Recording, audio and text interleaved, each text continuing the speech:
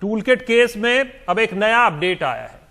Toolkit case में Delhi police को एक वकील निकिता जैकब की तलाश है। पुलिस सूत्रों के मुताबिक खालिस्तान संगठन से जुड़े पोएटिक जस्टिस फाउंडेशन के एमओ धालीवाल ने अपने कनाडा में रह रहे सहयोगी पुनीत के जरिए निकिता जैकब से संपर्क किया। इनकी कोशिश गणतंत्र दिवस के पहले देश में ट्विटर स्टॉर्म पैदा करना था, ऐसा पुलिस सूत्रों के मुताबिक खबर है। और ये कि गणतंत्र दिवस से पहले इन लोगों के बीच जूम मीटिंग भी हुई और इस मीटिंग में एमओ धालीवाल, निकिता और दिशा के अलावा कुछ और लोग भी शामिल हुए थे। मीटिंग में किसानों के बीच असंतोष और गलत जानकारी फैलाने की बात भी की गई थी।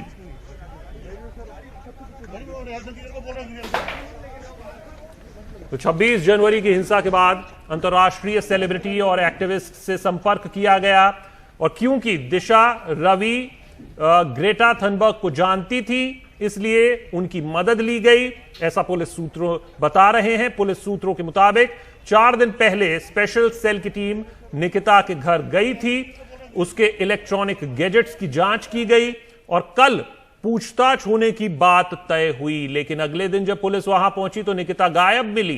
पुलिस ने निकिता के खिलाफ गैर जमानती वारंट जारी करवाया है और उनकी तलाश कर रही है।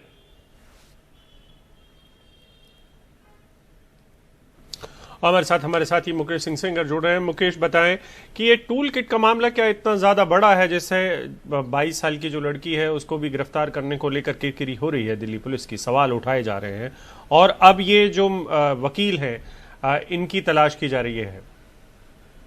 देखिए, बिल्कुल तमाम जो एक्टिविस्ट हैं और जो बुद्धिजीवी वर्ग के लोग हैं वो इस गिरफ्तारी को लेकर काफी गंभीर सवाल खड़े कर रहे हैं। खासतौर से जिस तरह से कल दिशा रवि को पुलिस रिमांड पर भेजा गया और कोई प्राइवेट वकील वहां पर नहीं पहुंच पाया, केवल जो लीगल एड से वकील होते वहां पहुंच पाए, तो उसको लेकर कई सवाल खड़े हो रहे हैं। लेकिन इसी बीच दिल्ली पुलिस ने सूत्रों से हमें जानकारी ये मिली है कि जो दिशा रवि हैं, निकिता जैकब हैं और शांतनु नाम का एक शख्स है, इसके अलावा कुछ और लोग हैं, टोटल 80 लोग थे।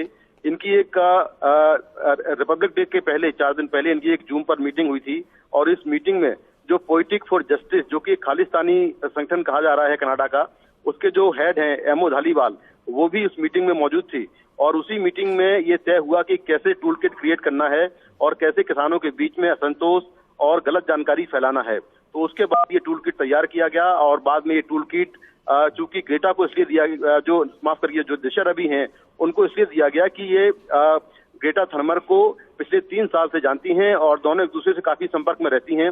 इसीलिए दिशा रवि ने ये टूल किट ग्रेटा को दिया और फिर ग्रेटा ने ये टूल किट बाद में अपने ट्विटर अकाउंट पर अपलोड किया। हालांकि बाद में जब ये बात सामने आई कि टूल किट में कुछ सेंसिटिव मटेरियल है जो पब्लिक डोमेन में आ गया है, उसके बाद दिशा रवि ने कहा कि इस टूल किट को वो डिलीट कर दें, तो बाद में ग्रेटा ने ये टूल किट डिलीट कर दिया। तो इस मामले में करीब 4 दिन पहले दिल्ली पुलिस स्पेशल सेल की टीम मुंबई गई थी। वहां पर निकिता जैकब के घर गई थी और वहां पर उनके इलेक्ट्रॉनिक एविडेंस, जो इलेक्ट्रॉनिक गैजेट्स हैं, मोबाइल वगैरह हैं, लैपटॉप वगैरह हैं, उनकी जांच की थी। जी मुकेश, मैं एक सवाल पूछना चाह रहा हूं कि पहले आप ये कह रहे हैं कि दिशा रवि के कहने पर ग्रेटा थनबर्ग ने वो ट्वीट किया जिसका टूल किट उन्होंने बाद में डिलीट कर दिया था और वो भी दिशा रवि ने ही कहा था कि उसमें सेंसिटिव मटेरियल है इसलिए वो उसे डिलीट भी कर दें।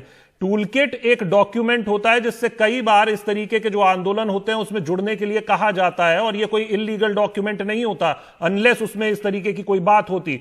तो दिशा रवि को क्या खुद भी जानकारी नहीं थी कि उसमें सेंसिटिव मटेरियल है जो उन्होंने बाद में डिलीट करने को कहा?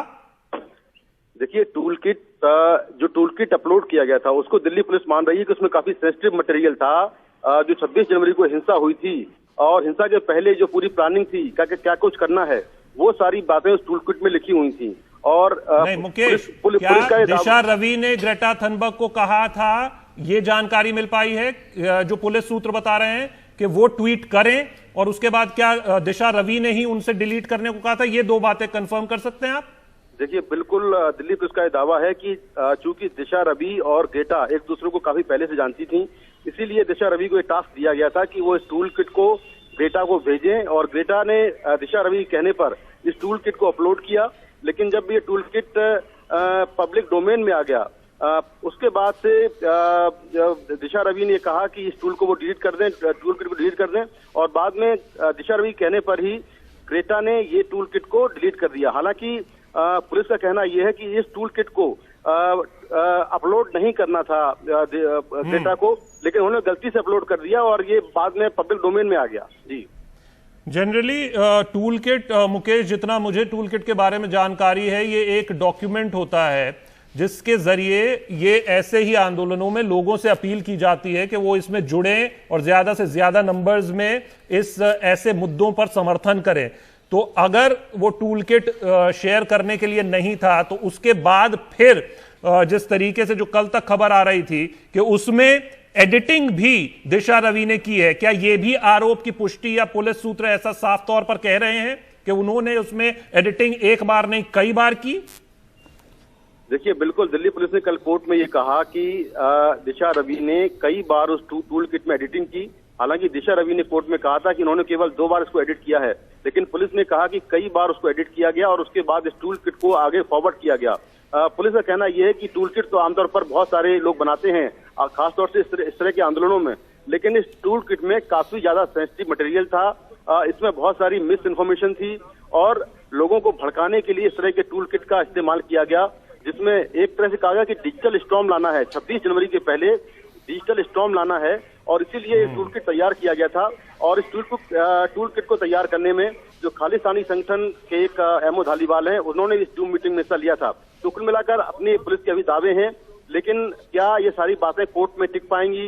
टूल किट का जो मामला है कि कोर्ट में टिक पाएगा, ये हमें देखना होगा।